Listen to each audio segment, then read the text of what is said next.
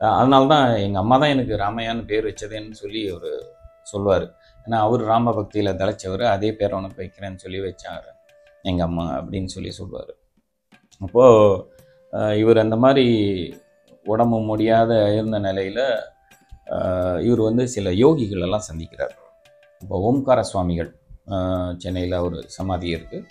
அதே போல் மௌன சுவாமி ஒருத்தரை சந்திக்கிறாரு. இவங்களையெல்லாம் சந்திக்கும்போது இவர் எதிர்பார்ப்பு என்னென்னா, இவர் தன்னை குணப்படுத்திடுவாங்க, நான் மேல்நாட்டுக்கு போய் படிக்க போகிறேன் அப்படின்ற ஒரு எதிர்பார்ப்போடு தான் இவர் சந்திக்கிறார். ஆனால் அவங்க வந்து அவங்களால ஏதோ அதிசயம் நடத்துவாங்கன்னு பார்க்குறாரு, நடத்தலை. ஆனால் அவங்க மேலே ஒரு பக்தி இருக்குது. இதனால இடையில் வந்து கண்ணையா யோகின்றவர்கிட்டையும் அவர் வந்து பயின்றவர். யோகி ராமையா. ஆமாம், அவர் நூல்லாம் போட்டவர். ஆமாம், அவருடைய வந்து அகத்தியரோட நேரடி சீடர் அவர். கண்ணையா யோகி. நல்லா 6 ஃபீட்டுக்கு மேலே இருப்பார் உயரம். உயரம். தெலுங்குக்காரர். நான் கண்ணையா நாயுடுன்னு பேர் அவருக்கு. அவர் வந்து அகத்தியருடைய நேரடி சீடர். அவருடைய இடத்துலலாம் கூட பயின்று இந்த உடலை விட்டு போகக்கூடிய செயல்முறைகள்லாம் வந்து அவர்கிட்ட கற்றுண்டு அவர்களுக்கு இடத்துல ஒரு 3 பேர் மட்டும்தான் அதில் முதன்மையாக இருந்தாங்கண்ணா. அதில் யோகியா இருந்தால் கூடு விட்டு கூடு பாயும் கலை. கூடு விட்டு கூடு பாய்ட்டு உடம்பு விட்டு போய் சஞ்சாரம் செய்வதே வந்து அவர்கிட்ட கற்றுக் கொடுத்த முதல் ஆளாக இவர் தான் உடம்பு விட்டு வெளில போனவராம். இதை வந்து முருகேச சுவாமிகள்னு அவரை போலவே உடம்பு விட்டு போகக்கூடியவர். இந்த இடத்துல ஒரு சின்ன செய்தி ஒன்று. திபெட்ல லொப்சாங் ரம்பான்னு ஒருத்தர் இருக்கிறார். ஒரு பெரிய மான். அவர் நூல் ஒன்று போட்டிருக்காரு. அந்த நூல் நான் படிச்சிருக்கிறேன்.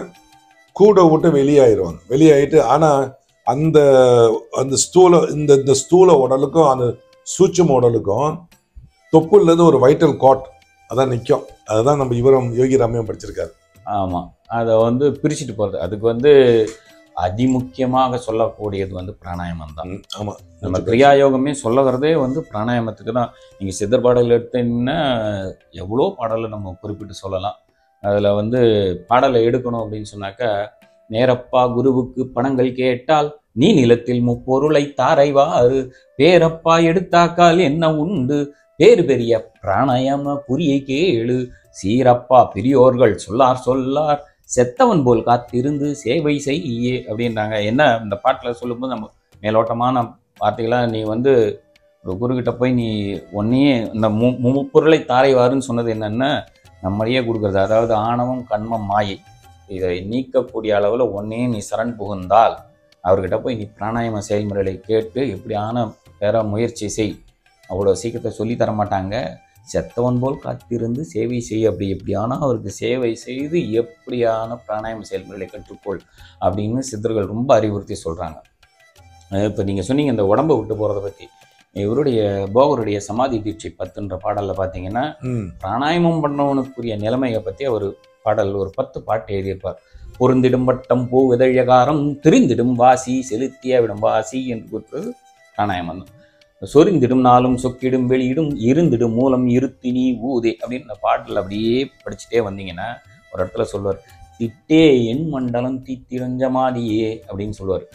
8 மண்டலம் தாண்டி நீ வந்து பிராணாயாமன்றனால பயணம் செய்ய முடியும். எப்படின்னா யோகியார் ஒரு விளக்கம் கொடுக்கும்போது சொல்லுவார். எப்படின்னா, எப்படி இந்த தாய்க்கும் சேய்க்கும் இந்த உம்லிக்கல் கார்டுன்னு சொல்லுவாங்க. ஆமாம், அதே போல் அந்த துப்புள் பொடி போலத்தான் நீங்கள் பிராணாயாமம் செய்ய செய்ய செய்ய பிராண தேகத்தை விரிவடைய வைத்திருந்தால் இந்த பிரபஞ்சத்திலே இந்த உலகம் வந்து அந்த உலகத்தில் இது பூமியின் வந்து ஒரு கடுகு மாதிரி தான். அதில் நம்ம ஒரு தூசி தான். ஆமாம். அப்போது நம்ம பயணம் செய்ய ஆரம்பித்தோம்னா 8 மண்டலம் தாண்டி போகலான்னு போகர் அவருடைய பாடலில் சொல்கிறார்.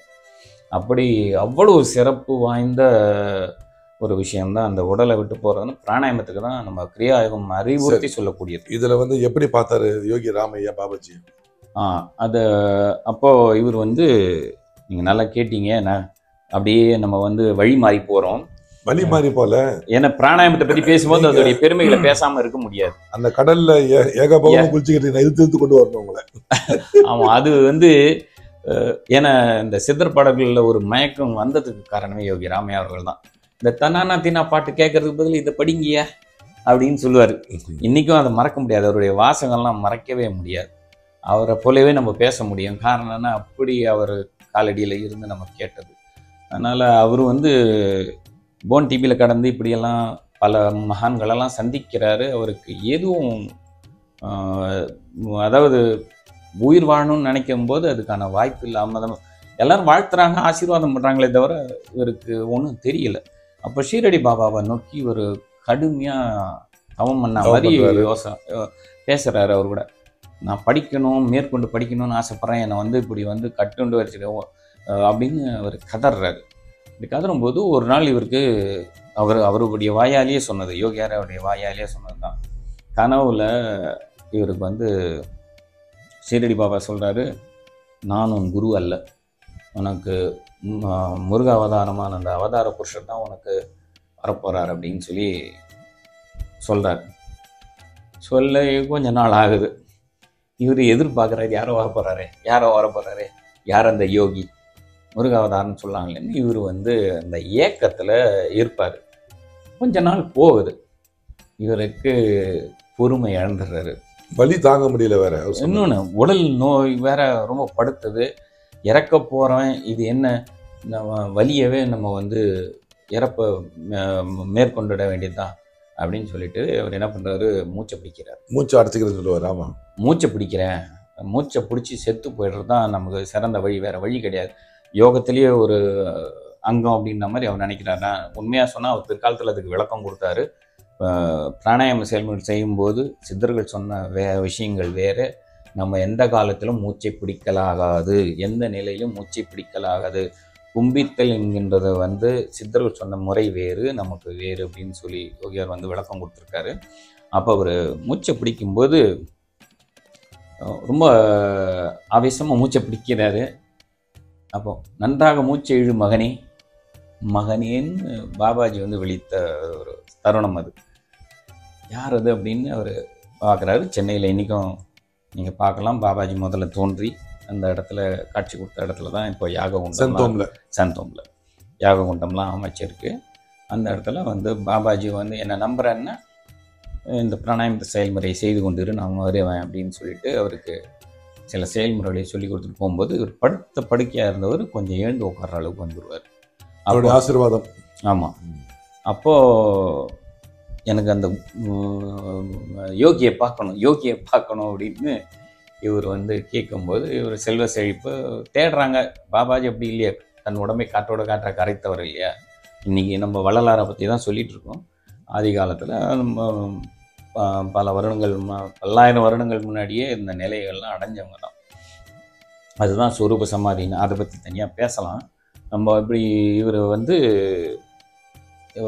நம்பிக்கை வந்த உடனே அப்புறம் பாபாஜி வந்து அவர் ஆட்கொண்டு நீங்கள் வாங்க, இவரை பெட்ரிடனாக இருக்கிறவரை உங்கள் குடும்பத்தில் சொல்லி இவங்களை வந்து தேவப்பிரயாகுன்ற இடம் வடநாட்டில் இமயமலையில், ஆமாம், அலங்கநந்தம் சரஸ்வதி உள்ளடக்கமும் இதுவும் சேர்ந்து வர இடம், அங்கேருந்து தான் கங்கைன்ற பெயர் கொண்டு போகுது. நம்ம போகிறப்ப கிருஷ்ண இவர் கணேஷ் பாபான்னு இருந்தார்.